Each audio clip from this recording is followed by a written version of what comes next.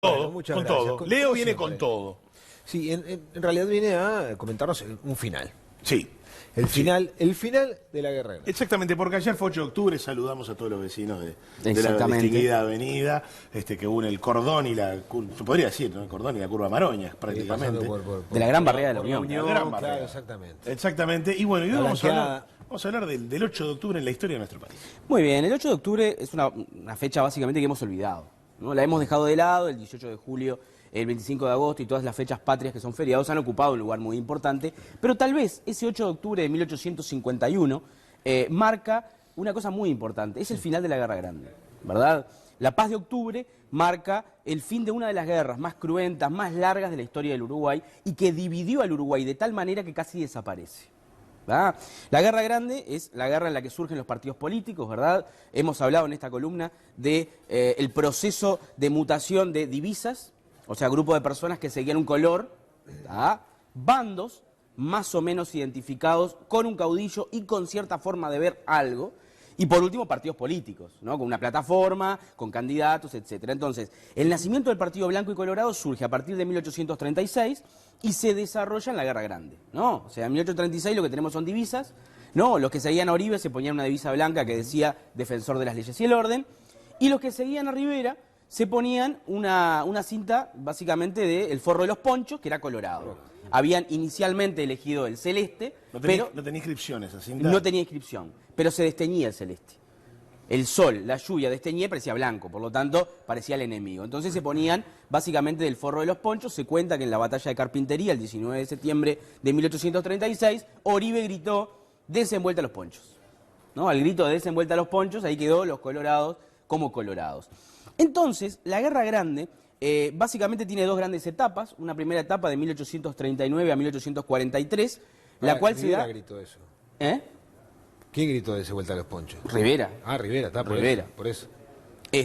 1839-1843, que tenemos básicamente el inicio de la Guerra Grande, pero el grueso de las batallas se dieron en la Confederación Argentina, en aquel momento liderada por Juan Manuel de Rosas. ¿Dónde lo ubicamos eso geográficamente? En la Argentina.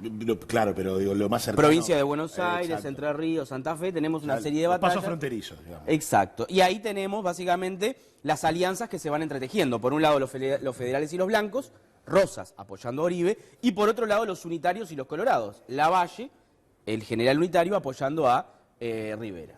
¿Verdad? En cuanto a números, en cuanto a fuerza, hombres, ¿eran más en ese entonces por cantidad la unión de federales y blancos que unitarios y colorados? Seguramente eran mucho más los federales y los blancos. Pero recordemos que en el correr de la Guerra Grande apoyan a los colorados Inglaterra, Francia y hasta una legión italiana liderada por Giuseppe Garibaldi, nada más y nada menos. ¿Con qué fin? El fin de Inglaterra y Francia era doblegar a Rosas. Rosas se había convertido en gobernador de Buenos Aires y por ende de toda la Confederación Argentina. Era un hombre americanista, era un hombre desde el punto de vista económico proteccionista. La Argentina por primera vez tuvo una balanza comercial favorable y antiimperialista, por lo tanto no quería la entrada de Inglaterra y Francia a los asuntos de América Latina. Claro, por lo en realidad tanto, era una intención paralela a lo que era el conflicto entre los blancos y los colorados de acá. exacto, digo, la Guerra Grande vendría a ser como la primera guerra mundial del siglo XIX, Mirá ¿tá? En la cual de alguna manera se están jugando otras fichas que no tenían que ver con los blancos y los colorados, Claro. que simplemente eran una chispa que había iniciado un incendio muy importante, en el cual, entonces, repito, Inglaterra y Francia por intereses obviamente económicos, comercial en América Latina.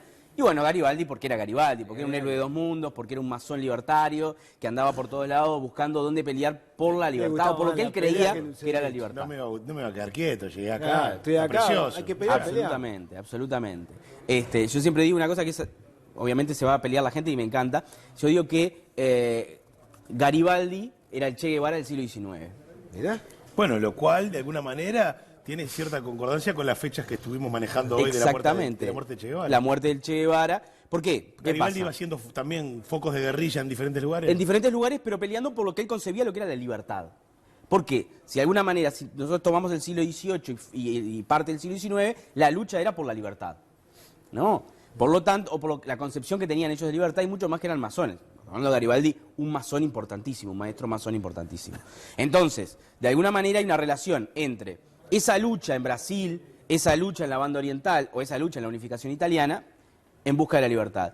Y bueno, el Che Guevara nadie puede negarlo, fue un luchador de la concepción que él creía de igualdad a través de una ideología que era el marxismo, y bueno, ¿y dónde peleó? Y peleó en Cuba, y peleó en el Congo, peleó en Bolivia, o sea, de alguna manera también andaba alzando gente en diferentes lugares por justamente esa revolución. Volvamos a... Claro, Sí, adelante, Fede. una guerra, como decías, de años, un conflicto que involucró a otras naciones. ¿Qué lleva a poner fin? Muy bien, el fin de la guerra pasa básicamente de 1839 al 43, yo le dije que la guerra era en la nación argentina, bueno, del 43 al 51 se da el sitio grande, o sea, las fuerzas aliadas blancas invaden y sitian Montevideo, ponen en el Cerrito su base de operaciones, el pueblo de la Unión, que se llamaba Villa de la Restauración, se convierte en el pueblo donde vive la gente, la calle principal era General Artigas, y en la defensa, ¿quiénes estaban? Estaban los colorados, los ingleses, los franceses, etc. ¿Qué es lo que termina sucediendo? Bueno, en 1849 y 50, un excelente diplomático de Rosas, que se llama Felipe Arana, logra que se vayan los ingleses y los franceses, se retiren de la plaza. Y con ellos se retira el dinero que dejaban en la defensa y además sus fuerzas. Felipe Arana era un crack negociando. Uno lee los documentos y la verdad logra arreglos espectaculares. Por lo tanto, los colorados y los unitarios quedan huérfanos de ayuda internacional, se fue Garibaldi y estaban a punto de perder. Porque los blancos y los federales seguían firmes en el sitio, ¿verdad? Pero ¿qué sucede? Hay dos jugadores que entran al final del partido que cambian el partido. ¿Y son? Y son Entre Ríos, que en aquel momento se había convertido en una provincia antirrosista liderada por Justo José de Urquiza, un gran caudillo entrerriano, y por otro lado Brasil. ¿Quiénes son los que hacen entrar a estos dos jugadores? Por un lado Manuel Herrera Lloves, un hombre de la defensa, un colorado de historia, que hace entrar a los entrerrianos, y Andrés Lamas, un hombre muy conocido en la historia nacional, hace entrar a los brasileros. ¿Es por esa época que perdemos territorio que era originalmente de Uruguay a manos de Brasil? Digamos que el 8 de octubre del 51 se termina la guerra e inmediatamente vienen los famosos tratados del 51 que sellan para siempre el destino limítrofe del Uruguay. Río Cuarén, Río Yaguarón, Río Tacuarembó, punto. No, Laguna Merín. Y de hecho la Laguna Merín en los tratados del 51 quedó exclusivamente para navegación brasileña. Por lo tanto, como dice Carlos Machado, por primera vez en la historia tuvimos costas secas. Seguro. Pero bueno, el fin de la guerra tiene que ver con la entrada de estos dos que apretan a blancos y federales. Obviamente que ahora tenían tres frentes para pelear, por lo tanto decide Oribe, como buen caudillo, negociar. Y la negociación es, me rindo. El 8 de octubre de 1851 se da la Paz de Octubre, que termina con una frase que ha sido, creo yo, mal utilizada por las personas que de alguna manera revisitan el pasado reciente, que es no habrá vencidos ni vencedores. ¿Por qué está mal utilizada? Yo creo que está mal utilizada porque, digamos, a la salida de la dictadura, muchos ministros y muchos políticos estaban en la política de parecernos a la Guerra Grande y decir, bueno, terminó pero la dictadura no fue la Guerra Grande.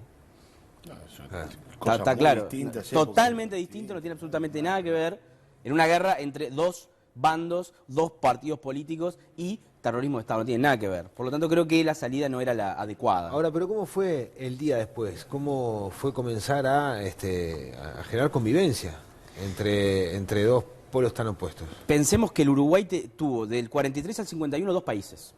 Uno con capital en la Unión, en Cerrito de la Victoria en realidad, el otro con capital en Montevideo, que era solo Montevideo, la defensa, desde las murallas a la península de la Ciudad Vieja actualmente, y el otro era todo el Uruguay. Tenía dos países con diplomáticos, con departamentos en el caso de los blancos, con presidentes diferentes o gobernantes diferentes, con impuestos que se cobraban cada uno, ¿no? Entonces, cuando se termina la guerra hay que unirlo todo eso. Claro. Fue muy traumático. Pero igual la paz no duró mucho. No duró mucho, fue muy traumático. ¿Por qué? Porque después de la Guerra Grande se apuntó a la política de fusión. Los doctores apuntaron a que el problema eran los partidos. Por lo tanto, ¿qué hicieron? Prohibieron los partidos. Y entonces intentaron, por el poder mágico de las palabras, terminar con una realidad que estaba absolutamente sostenida en 12 años de odio y muertes. Porque se había pasado 12 años peleando, ¿no? Entonces venían los doctores y Andrés Lamas venía y te decía, bueno, ya no hay más partidos. Y vos le decías, pero pará, yo peleé 12 años, murió toda mi familia. Claro, no, pero ya no hay más partidos. vamos a abrazarnos no. O sea, de alguna manera, lo que termina sucediendo es que los partidos se fortalecen aún más, ¿verdad? La política de fusión fue un fracaso. Básicamente, el lugar que tenían Rivera y Oribe lo ocupa, y Rivera, Oribe y Lavalleja lo ocupan otros caudillos, ya sea Flores, ya sea Timoteo Aparicio. O sea, de alguna manera el Uruguay va a seguir teniendo partidos políticos muy fuertes, y además, esos partidos políticos, que eso de alguna manera hay que estudiarlo muchísimo, porque Uruguay tiene los partidos políticos más viejos del mundo, que existen todavía, ¿tá?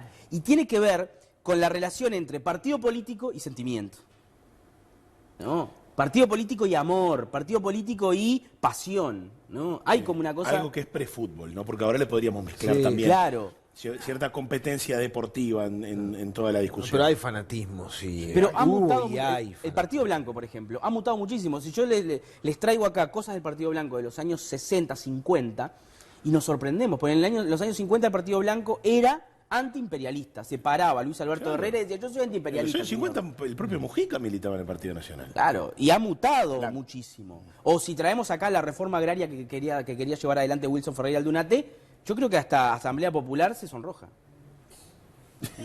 Claro.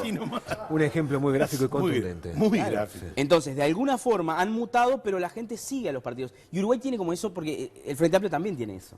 O sea, los partidos uruguayos tienen esas características, no solo catch-all, que son agárralo todo, sino que también, de alguna forma, hay mucho sentimiento. Igual se idolatra la figura de Herrera, la figura de Wilson, o se idolatra no solo, sino que se pone como estandarte, incluso a la hora de las campañas, teniendo una realidad bien distinta. Y se olvidan otras. Claro. Por ejemplo, Benito Nardone, el chicotazo del que hemos hablado acá, fue uno de los que fue artífice de la primera victoria blanca en la historia. Y bueno, se olvida, dejémoslo de lado porque en realidad es políticamente incorrecto. ¿Podemos un día hablar sobre los olvidados de todos los partidos? Me encantaría. ¿Te gusta como tema así de...? Porque claro, estamos hablando de las figuras icónicas, ¿no? Las que reaparecen cada 5 años en las campañas, en los movimientos, aparece el nombre de la lista y del sector. Están en las banderas. Exactamente, de todos los partidos. De todos los partidos, ¿no? De los olvidados que dicen presente en la Sí, columna pienso, ahora se me ocurre Grauer, por ejemplo. Claro. Grauer del Partido Colorado. Por ejemplo, como un personaje importante. Pero también se me ocurre Julio María Sosa, que fue el iniciador del sosismo en el Partido Colorado. Calle Punta Carreta me apunta muy bien. Entonces, la Guerra Grande termina, empieza toda la reconstrucción, la unión, ¿no? de esas Sí, ¿qué pasaba con la aquellos unión es la que unión. después venían y te decían, no, ya no hay más partido?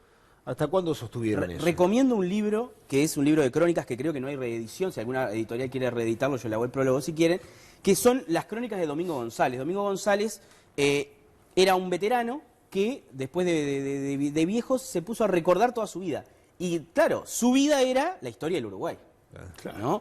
Vivió el sitio de Montevideo, vivió todo eso. Entonces, las crónicas son memoria, ¿no? Pero la memoria obviamente es una herramienta para los historiadores. Y son interesantísimas. ¿Y de qué año? Pues todo ya pasó a un gran derecho, digamos, no hay yo pienso que no, estamos hablando de más de 100 años. Sí. Mirá. Sí. Las crónicas, y él contaba que, por ejemplo, en la Guerra Grande fueron tantos años que había treguas que duraban 1 año o 2 años. Treguas largas. De hecho, Manuel Herrera Lloves dice en un documento, hace 352 días que no escucho un tiro. Por ejemplo, ¿no? Entonces, 352 sin guerra, ¿no? Pero después, en la Guerra Grande pasaron cosas muy interesantes, y es la necesidad de las familias que habían quedado divididas, cuando si fuera el muro de Berlín, en los años 60, habían quedado divididas. Unas del lado del Cerrito y del otro lado de la defensa. Entonces, cuando se generaban las grandes treguas, se hacían en el medio picnics. Los bailongos. Sí, se hacían picnics. Entonces iban todas las familias, se juntaban, y los que estaban en el Cerrito llevaban mucha comida, que era lo que escaseaba en la defensa. Y los de la defensa llevaban cosas suntuarias, libros, cosas que no podían comprar del lado del Cerrito. ¿Sabes lo que me imagino? Qué lindo para un libro, una película, alguna ficcionada, un blanco enamorado yendo del Cerrito para Montevideo. Como el Romeo y Julieta, pero de la Guerra. O viceversa, ¿no?